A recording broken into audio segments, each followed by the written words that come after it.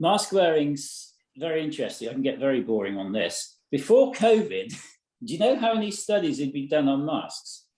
Published scientifically? None. Oh, No, none had been done. It was just thought to be a good thing. So no one ever researched it.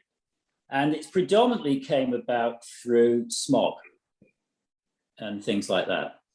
So it's, and it will help particles, big particles. So almost visible particles will be absorbed by a mask. And so there is a role for masks, and they've now done quite a few studies.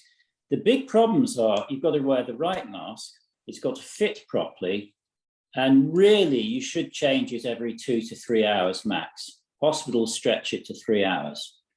And that's because when it's moist, which it will be after you've been breathing for long enough, it becomes porous, so it's ineffective.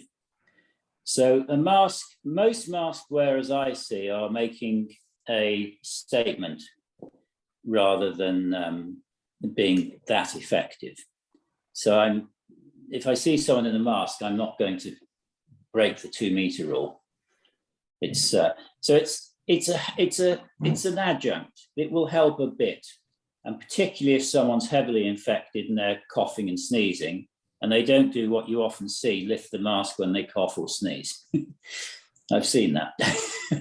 So for that reason, it's quite good, and it will reduce transmission, and particularly in heavily dense places like tube trains and things. So I don't have an issue.